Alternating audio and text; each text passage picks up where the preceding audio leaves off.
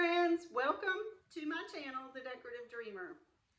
Can you believe it is just days away from Valentine's? Less than a week actually. Today is Wednesday that I'm filming this.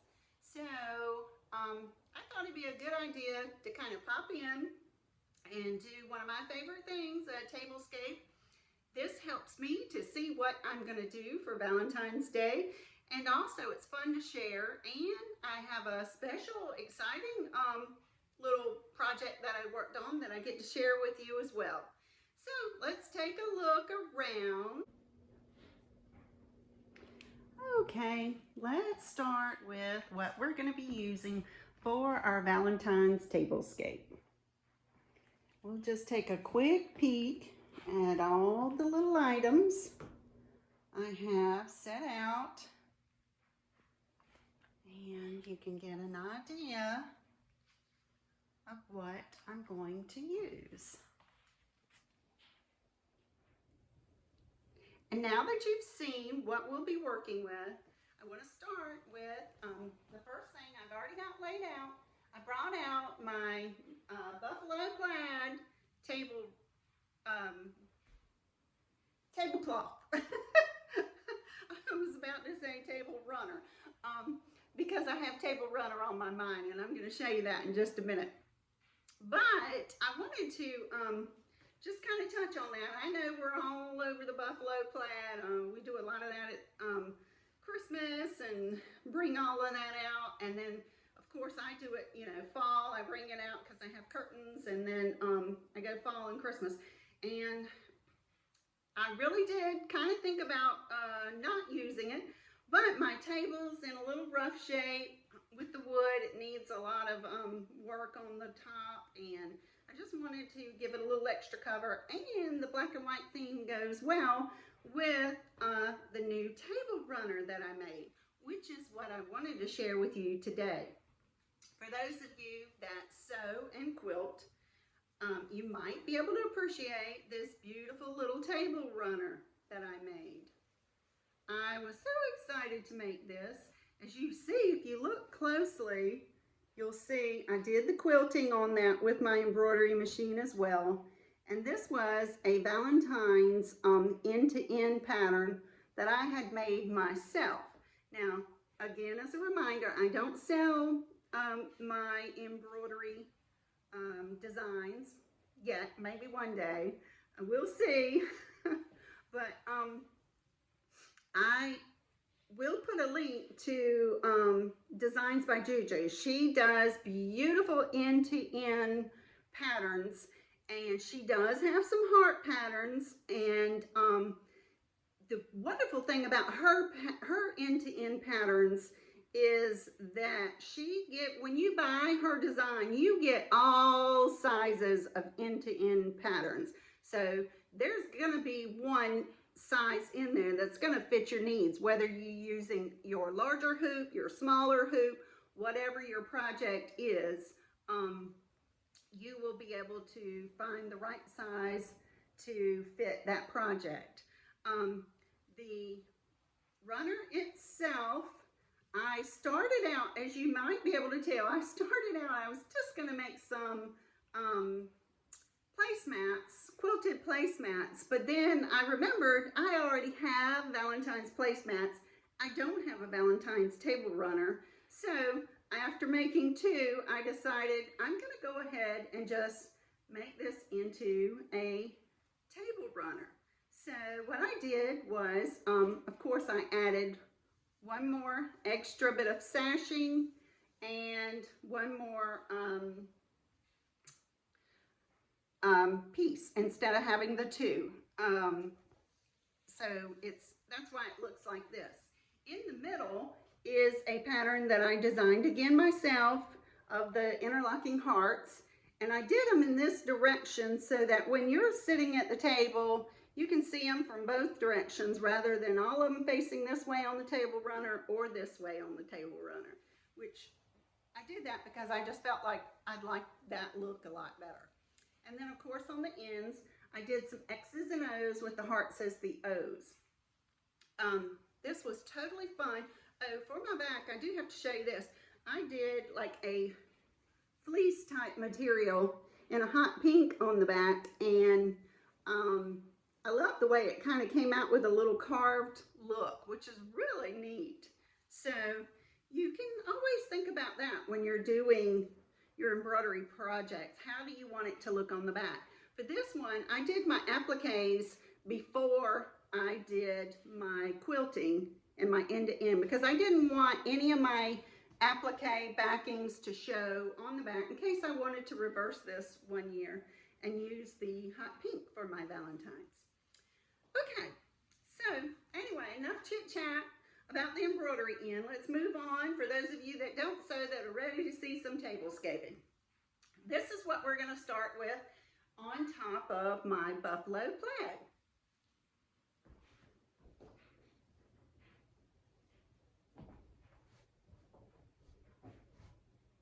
All right, next that we have that, let's bring out the placemats that I told you I had.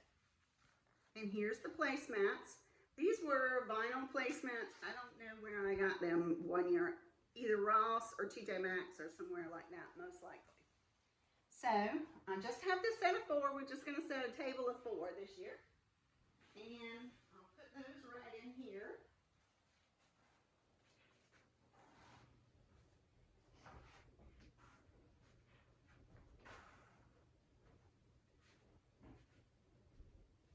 And one thing that I did do is, because they were larger than my table runner, I tucked them under. I just didn't want them out showing. Okay, the next thing I want to start with is the plates. Let's move on to plates.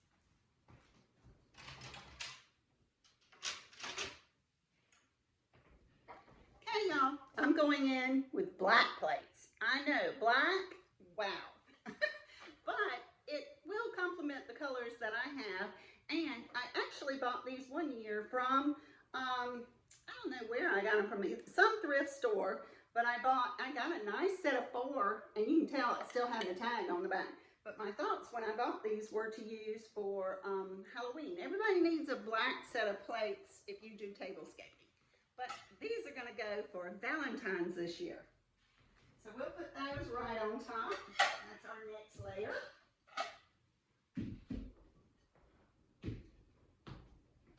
And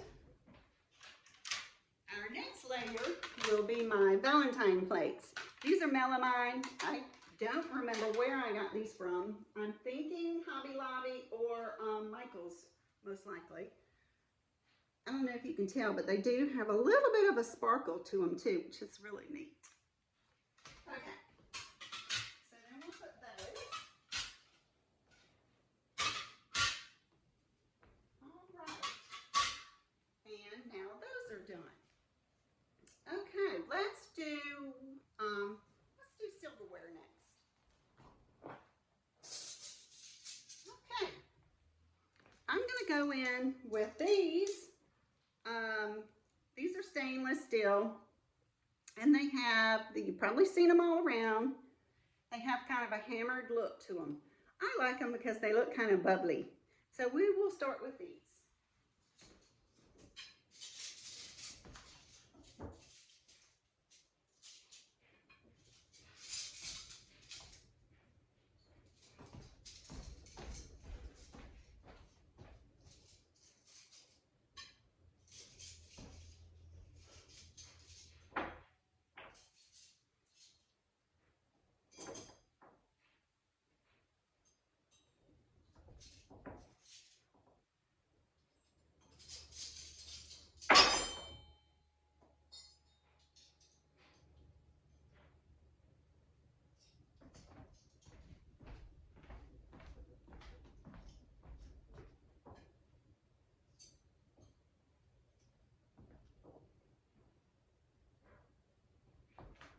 Okay, now that that's done, let's do our glassware.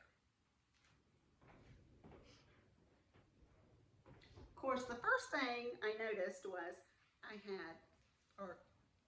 the first thing I remembered I had were my beautiful pink wine glasses. I bought these one year, at a thrift store in Pawleys Island. We were on vacation with family, and my sister-in-law and I popped into this little resale store, and I fell in love with these little pink wine goblets. Well, they also had gorgeous little kind of green wine goblets that were the same. I did not get the green, but my sister-in-law got the green. So our thoughts were we could mingle these together someday if we ever wanted to.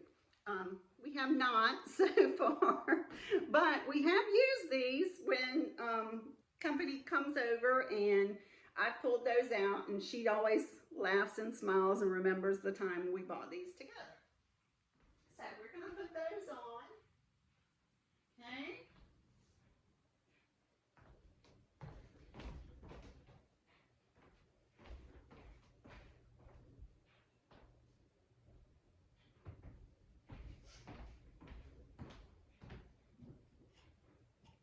And next, I'm going to go in with my bubble glass goblets. These are plastic that I picked up one year. I really don't remember where I got these.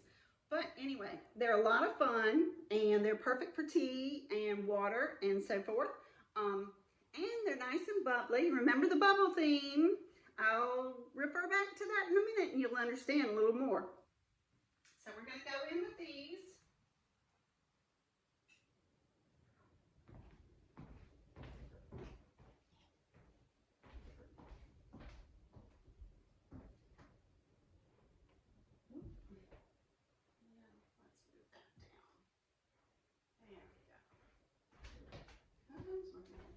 A little more room up here.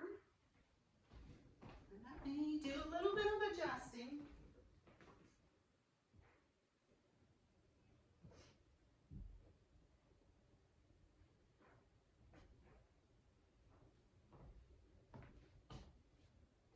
Okay, now for our centerpiece, I'm going to bring in a dough bowl. Of course, a dough bowl. Everybody needs a dough bowl.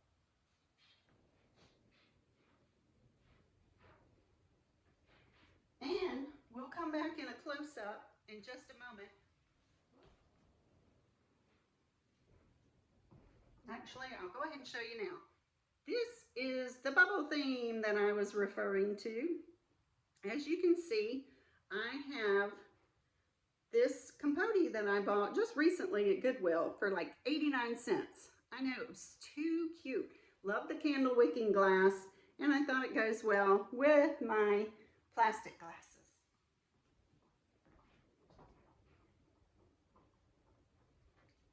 Okay, so now we have our table, we have our centerpiece in.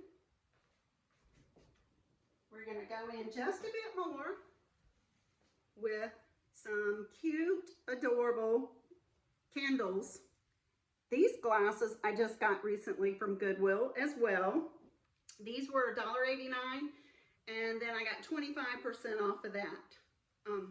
They're very, very heavy. I know you can probably find something like this, similar in size maybe to this or shape maybe at the Dollar Tree, but sometimes Dollar Tree glassware is very thin, whereas this is not. This is thick. This is not going to be one of those oops kind of pieces, you know, it snapped off when you were putting a candle in. Because believe me, that can happen. But anyway, I just added a little bit of foiled type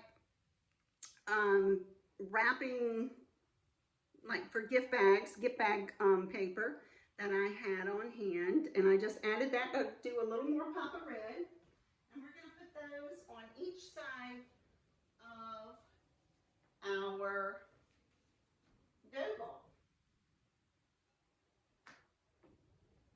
Okay, we're looking so good. I'm going to give you some close-ups in just a second, but I have one more thing to show you. I have these napkins that I sewed out of the same material that I used on my table runner. So before I put those out, I did a little look around to see what kind of napkin ring I wanted to use. Well, guys, I had an idea. So we're going to come back and finish this in just a moment after I sew up the little napkin rings. And as a special treat, after this tablescape, I'm going to share how I did that as well. Okay, hang in there, y'all. And here we are with our finished tablescape. The idea that I had was to make my own napkin rings. For this little project, the only thing that I did was I made an in the hoop Valentine's heart ornament. It has fabric on the front with our monogram and then fabric on the back. And I use coordinating fabric for that to match the napkins that I made as well. This was such a fun little project that of course I had to make a video of that as well.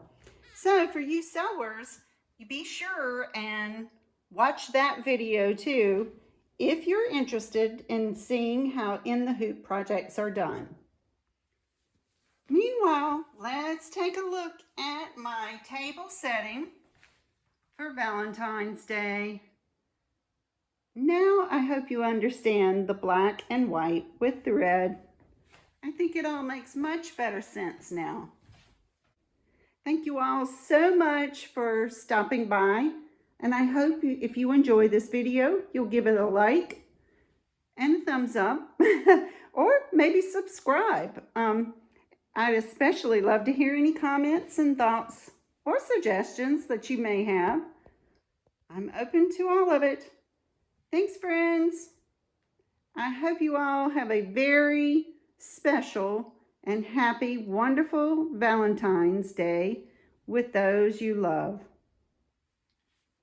And now hang on for a quick little peek of some of my Den Valentine's decor.